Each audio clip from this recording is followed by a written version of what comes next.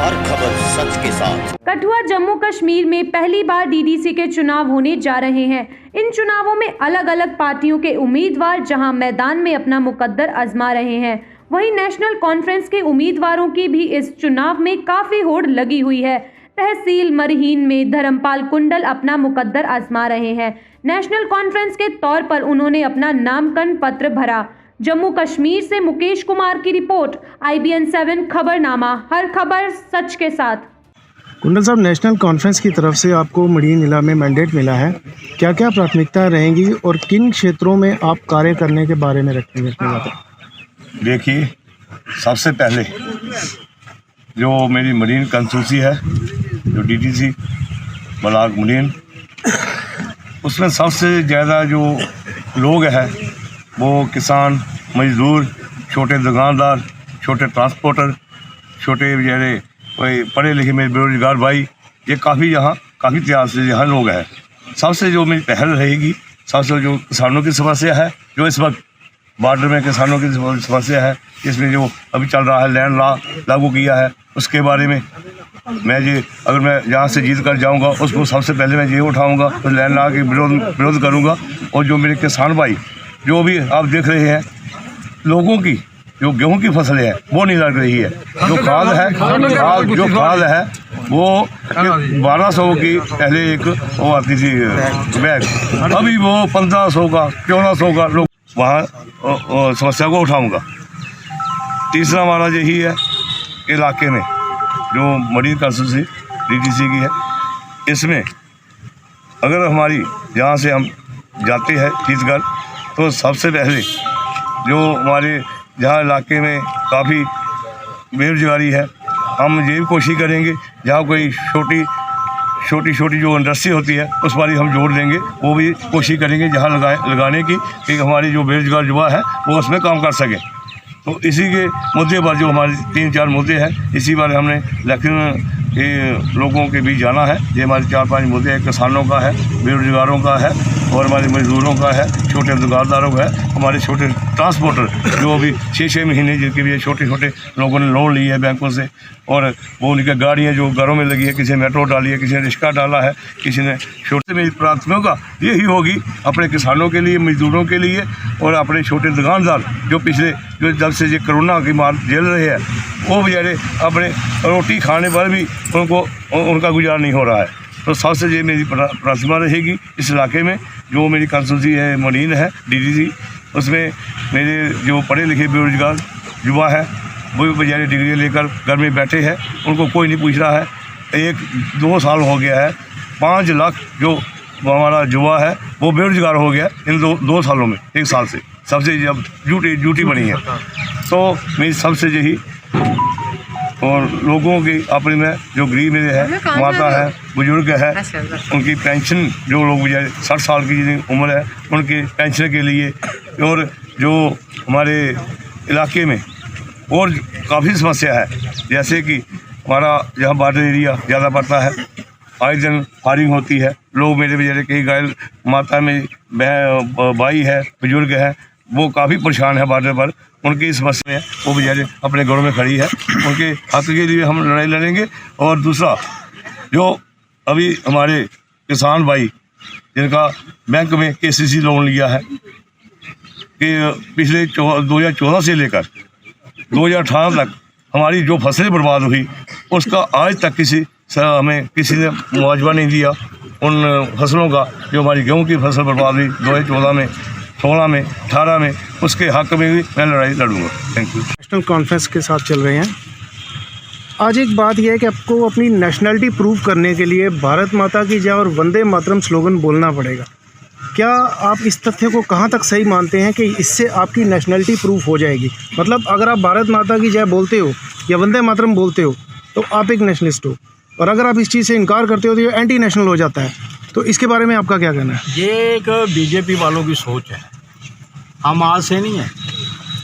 National conference 1932 से ही nationalist है, वो हमेशा हिंदुस्तान के साथ रखी है। आज ये BJP वाले ये गलत प्रोपेगेंडा करते हैं। मैं तो कहता हूँ इनको इतिहास पढ़ना चाहिए, उस शेख मोहम्मद अब्दुल्ला का, जिसने हिंदुस्तान के साथ रिश्ता जोड़ा। अगर उस समय शेख मोहम्मद अब्दुल्ला चाहते या नेशनल कॉन्फ्रेंस चाहती कि हमें हिंदुस्तान के साथ नहीं जाना, हमें कोई दुनिया की ताकत नहीं थी जो हमें ले जाती। जो उस समय के हमारे जहाँ महाराजा थे उनकी भी सोच ये नहीं थी कि हम हिंदुस्तान के साथ जाएं, लेकिन शेख अब्दुल्ला साहब ने महाराजा जी को भी यहाँ की किया कि वो भी आप हिंदुस्तान के साथ हमें इलाक़ करना है। हमें बीजेपी वालों से थोड़ा सर्टिफिकेट लेना है। जब वंदे मातरम कहने से हम बड़े हिंदुस्तानी बन जाएंगे, जब भारत माता कहने से बन जाएंगे। मैं बीजेपी वालों से पूछता हूँ जो बहु बात करते हैं कि हम करते हैं, जब जय श्री राम कहने से बड़ा कोई नया हिंदुस्तानी नहीं बन जाता। नेशनल कॉन्फ्रेंस हमेशा चलती है हिंदू मुस्लिम सिख और इत्तेहाद के साथ, इंसानियत के लेके चलती है नेशनल कॉन्फ्रेंस। हम धर्म की लड़ाई नहीं लड़ना चाहते। जब धर्म की लड़ाई होगी तो हम धर्म की लड़ाई भी लड़ेंगे, कोई ऐसी बात नहीं है। लेकिन हमारा धर्म इंसानियत है, सेकुलरिज्म है हमारा धर्म नेशनल कॉन्फ्रेंस का। तो इसलिए हमें इनसे बीजेपी वालों के डरने से जो ज़रूरत नहीं है हमें।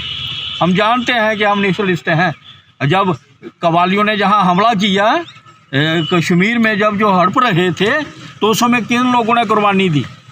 आज इतनी देर से मिलिटेंसी है, 30 साल से मिलिटेंसी है, हमारा 26,000 वर्कर मारा गया है इस मिलिटेंसी में। आज कश्मीर में हम जाएंगे, वहाँ हमें लोग ये कहते हैं आप हिंदुस्तान के एजेंट हैं। हमें एक वहाँ कहा जाता है। हम किसी देश के एजेंट नहीं हैं, हम हिंदुस्तानी हैं, हैं और आगे भी हम हिंदुस्तानी रहेंगे। भारत माता की जय, भारत माता की जय। मतलब ये जम्मू को मुसलमान भी है इसमें, सिख भी है इसमें, ईसाई भी है इस देश में। और जो ये देश है ये सबका है, ये किसी एक का देश नहीं है। बीजेपी वाले कहेंगे कि ये हमारा ही देश है, उनका देश नहीं है। ये देश सबका है, सब जातों का है, सब बरादरियों का है। इन्होंने तो सिर्फ लोगों को लड़ाया है। जहाँ तक आप टोल प्लाजा की बात करते हैं या ये कोरोना की बात करते हैं, ये कोरोना के नाम से तो करोड़ों रुपए इन लोगों ने कमाए हैं, अरबों रुपए कमाए हैं इन्होंने। सर इतनी करप्शन है। एक आखिरी सवाल, डीडीसी इलेक्शन के दौरान इस बार ऐसी क्या ज़रूरत आन पड़ी कि लोकल जो इनकी लीडरशिप है उनको ये मैदान में कम उतार रहे हैं, जबकि स्टार प्रचारक जो हैं वो काफ़ी देखने को मिल रहे हैं। उसमें ऐसा है कि ये सोच रहे थे कि शायद नेशनल कॉन्फ्रेंस चुनाव का बाइकआउट करेगी, ये इस बात का। लेकिन जब इनको लगा कि नेशनल कॉन्फ्रेंस अब चुनाव लड़ने आ गई है, अब ये बखौड़ा गए हैं बीजेपी वाले, अब ये परेशान हैं। आप देख ही रहे होंगे रोज़ टीवी में, रेडियो में, अखबारों में, सोशल मीडिया में, सब जगह ये एक प्रोपेगेंडा कर रखे हैं। ये बुखला चुके हैं कि नेशनल कॉन्फ्रेंस इस बार जीत रही है और पूरे रास्ते जम्मू कश्मीर में ये जीतेगी नेशनल कॉन्फ्रेंस। ये मैं आपको दावे के साथ कह सकता हूँ। ये बुखलाए हुए हैं, इसलिए ये दिल्ली की जितनी भी इनकी कैबिनेट है मोदी साहब की, वो सारी कैबिनेट जहाँ आने वाली है वो झूठ का प्रचार करने वाली है। मुझे तो ये लग रहा है कि मोदी साहब और ये जो एक गैंग है ना मोदी जी का और शाह साहब का, ये गैंग है एक गुजराती भाइयों का इनका।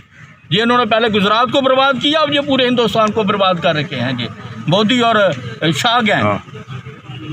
और टोल प्लाजा की बात कह लो, उसकी मार भी जम्मू को झेलनी पड़ी। लखनपुर की हालत देखो, कोविड की वजह से उसको बंद किया गया, लेकिन वहाँ पे ग्राउंड लेवल पे जो असलियत है वो सब जानते हैं। कहीं से जम्मू का फॉर्म भरो और आप आसानी से निकल जाओ।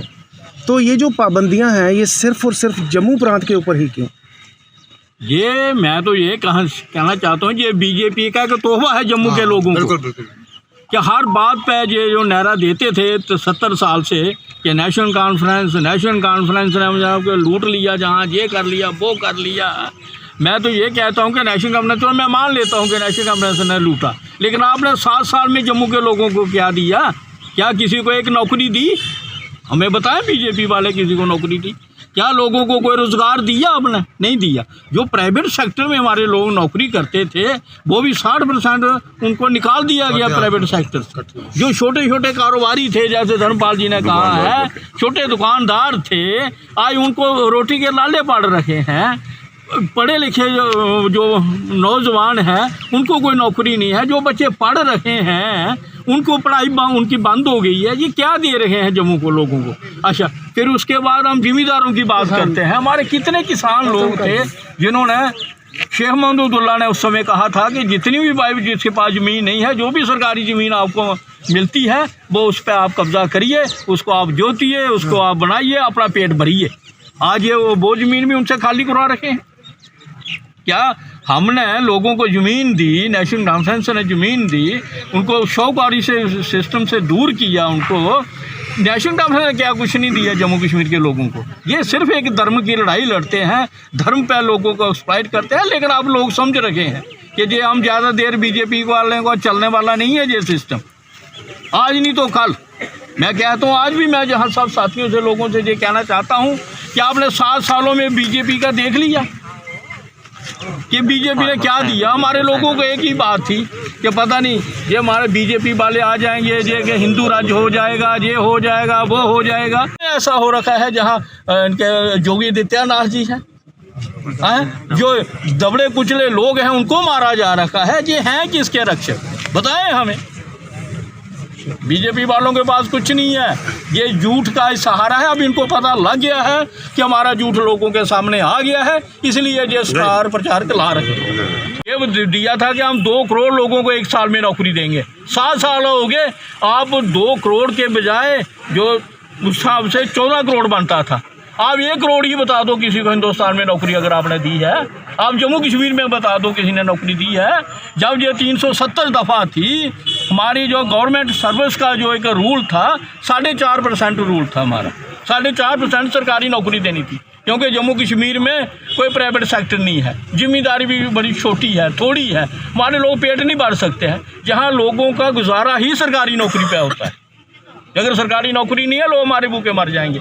अब इन्होंने उसको 370 को ख़त्म किया, उसके साथ साथ अब हमारी नौकरी आ गई 1.5%।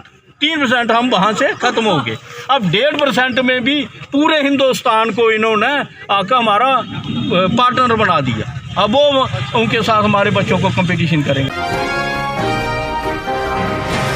IBN चैनल खबरनामा, हर खबर सच के साथ।